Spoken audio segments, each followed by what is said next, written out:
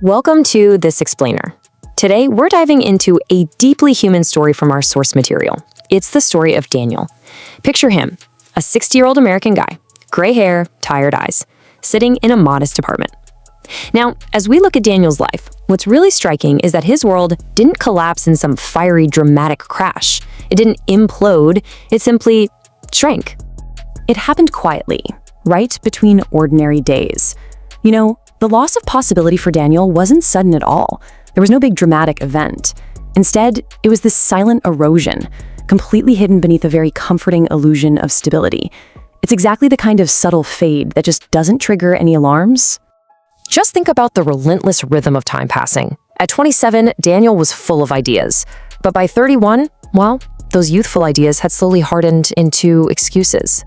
By 38, he found himself locked in routines that look a whole lot like stability from the outside, but honestly just felt like endless repetition. By 52, there was just silence. And I don't mean a peaceful silence. I mean the kind where even your own thoughts just stop asking questions. And finally, at 60, he simply arrived. Now, throughout all this time, Daniel consistently told himself a lie. And it's one we all know. I'll take risks when things settle down. Have you ever said that to yourself? I know I have. But there's a harsh reality here. Life never actually settles down. It really doesn't. It only gets more organized. And eventually, that tight, bleak organization completely replaces possibility. So what did that organization actually look like for him? Alarm, coffee, traffic, emails, sleep, repeat. He worked a job he didn't hate, sure, but crucially, he never truly chose it either. It was just this bleak, repetitive loop of steps, plotting out a life running entirely on autopilot, day in and day out. The first real crack in this routine happened when he was 38. Daniel started to feel that familiar sting of envy. You know the feeling. Friends were launching companies, moving to Spain, posting photos of places he had literally only searched for on maps.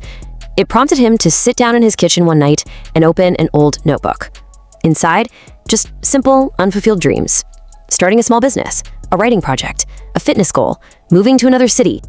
But he closed that notebook fast. Why? Well, not because those ideas were impossible or completely unrealistic.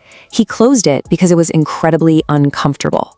Sitting there with a slightly trembling hand, seeing those unattempted dreams, it was a painful, glaring reminder that he was the one actively choosing not to pursue them. Then the years just passed. The calendar pages kept flying by until 60. Daniel is sitting alone in his living room. The TV's on, static buzzing, but he isn't even watching it. He had arrived at a version of life that felt fully, unmistakably complete. And yet, at the same time, it was utterly empty. Nothing dramatic had happened to him. And that, right there, was exactly the problem. Sitting there in the quiet, a thought appeared. It was so clear, it almost felt like there was another voice in the room with him. If you could go back, would you live this exact same life again? He didn't answer immediately. He couldn't because the honest answer simply didn't feel safe inside his own mind. Daniel realized a really uncomfortable truth that night. He hadn't actually been building a life at all. He had been operating entirely on a hidden framework of avoidance, choosing the safe over the uncertain, the approved over the desired, the immediate over the meaningful. He had spent his entire life minimizing risk while completely, totally ignoring the cost of doing so. In that profound moment of reflection, this kind of ghosting memory, or maybe just his imagination, takes over. He pictures himself sitting right across from his 25-year-old self. The younger Daniel is just full of energy, full of time, and full of uncertainty. And this younger version looks at him and asks a devastatingly simple question. Did it work out? Older Daniel doesn't answer like a failure. He answers like someone who finally understands the truth just a little too late. I avoided a lot of pain, he says, but I also avoided becoming someone I actually respected. Avoiding catastrophe, it turns out, is definitely not the same thing as succeeding. The real heartbreak of this whole story is that the younger version didn't yell. He didn't judge him. He just looked disappointed in a way that hurt far more than anger ever could. But Daniel couldn't answer him because nothing catastrophic had ever happened to him. And that right there was the actual tragedy. For 60 years, Daniel's internal operating system was all about risk minimization. He was constantly asking, what could go wrong? But sitting there, his face lit up with this realization.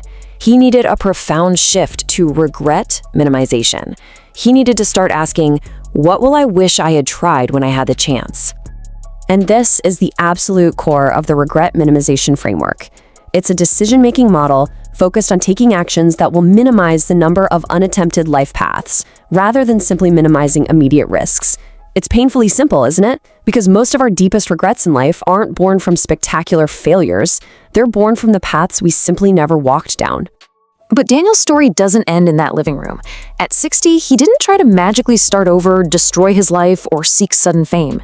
Instead, he did something smaller, but honestly, perhaps much more dangerous. He simply began.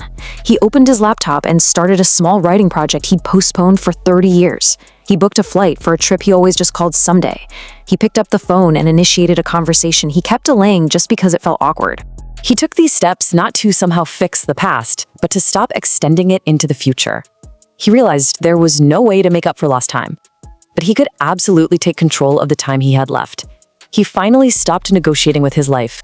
If you take anything away from this explainer, let it be this: regret is not created by failure. It is created by unmade decisions that survive long enough to be remembered. The cruelest part of this whole framework is that time doesn't punish you all at once. It charges you slowly, in years. We so often paralyze ourselves by asking, what if I fail? But Daniel's story reframes that entirely. The real question you have to sit with right now is, what if I never try and have to live with being the person who didn't? So think about it. What unmade decisions are you currently living with? What paths are you leaving unattempted?